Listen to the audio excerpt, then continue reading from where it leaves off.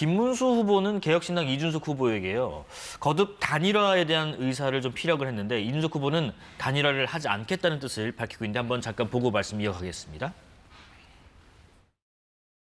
저보다도 더 우리 당의 여러 정책, 이념, 또 구체적인 하나하나의 인맥에 대해서, 인물에 대해서 저보다 더 잘 알고 계십니다. 우리 당이 그동안 잘못해서 이준석 후보께서 밖에 나가서 고생을 하고 계시는데 생각이 같기 때문에 늘 이야기하면 같은 그런 정책 방향을 함께 가고 있습니다. 그때 저한테 했던 가혹한 행동들에 대한 사감도 아니고 이것이 뭐 그렇게 했던 사람들은 신뢰가 없는 거거든요. 근데 뭐 말 한마디 했다고 신뢰가 생길 것 같습니까? 그게? 만약에 이준석 후보로 단일화돼서 이길 수도 있잖아요. 그 절차나 과정 자체가 굉장히 구태스럽게 보일 것이기 때문에 전혀 할 생각이 없습니다.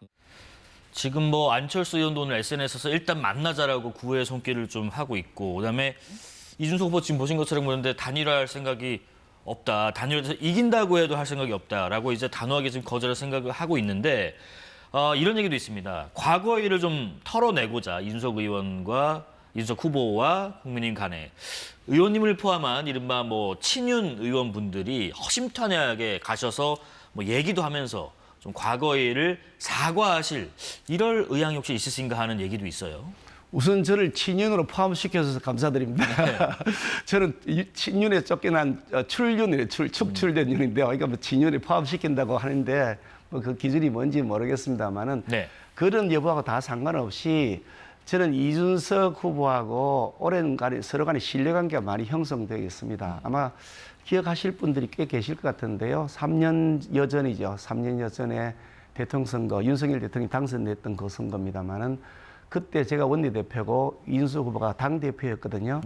그 당시에 이제 뭐 두 번에 걸친 가출이 있었습니다. 당대표하고 후보하고 뭐 격렬하게 부딪히고 공개적으로 서로 비판하고 그래서 두 번에 걸친 가출이 있었는데 그 가출, 첫 번째 가출 때 그 4년 전인데요. 12월 3일이었을 겁니다. 아마 울산 회동이라고 알려져 있는 거기서 윤석열 후보 그리고 윤석 대표 저 이렇게 3자가 회동을 해서 그 자리에서 서로 다시 화해하고 하나로 뭉치자 이래가지고 거기에서 제가 잘 못 마시던 술도 마셔가지고 그날 인사불성이 되었습니다. 그러고 나서 다시 우리가 지지율이 올라가기 시작했거든요.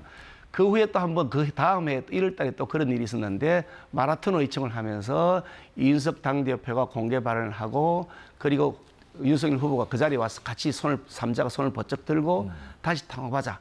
그리고 3차 가출은 하지 않겠다라고 하면서 대통령 선거에 끝까지 가서 우리가 아슬아슬하게만 이겼습니다만 기본적인 신뢰관계가 사실은 이준석 대표하고 사이에 있습니다. 이준석 후보 사실은 좀 저는 안타까운 것이 우리가 작년에 있었던 국회의원 총선 그때 이준석 후보하고 우리가 당을 같이 하면서 선거를 치러야 된다. 저는 그런 생각을 했습니다. 왜냐하면 그때 제가 당 대표였던 시절에 이준석 그 당시는 우리 당 내부에 있었습니다. 당을 따로 하지 않았고요. 우리 당 내부에 있었던 그 이준석 후보한테 그 같이 총선을 힘을 합쳐서 치르자. 필요하면 당신이 선대위원장을 맡아도 좋겠다.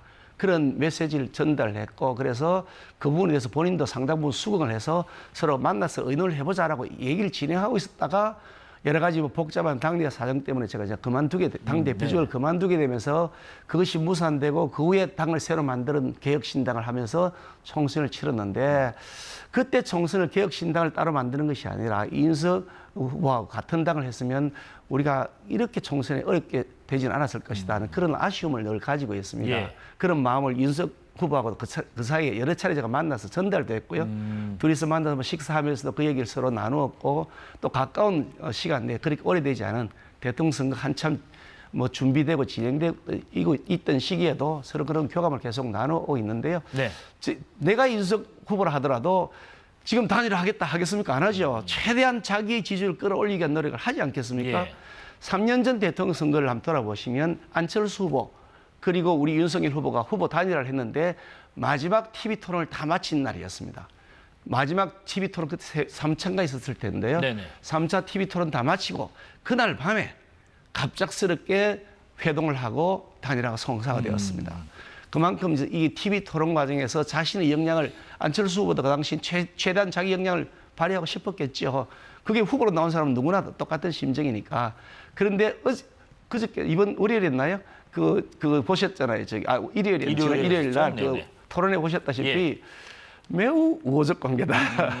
그러니까 서로 기반이 같지 않습니까? 네네. 저는 그 이준석 후보의 그 발언 내용들을 보면서 역시 당의 뿌리를 같이 하는 그 소신과 철학, 정책 지향성이 똑같구나. 어떻게 청년 연장을 정년을 연장하면 청년 일자리가 줄어드는데 그래 할 수 있느냐? 소수성 그게 말이 되느냐? 라고 하는 그 정책의 방향이 똑같거든요. 네. 그러니까 이런 기반이 같기 때문에 서로 마지막 상황에 가서는 연대할 수 있을 것이다. 그럼 저는 그렇게 기대하고 있고요. 네. 그렇게 하려 그러면 저희들이 지지율 좀 더 끌어올려야 되겠죠. 40%쯤 되면 저는 충분히 성사되지 않을까 그렇게 기대하고 있습니다. 알겠습니다.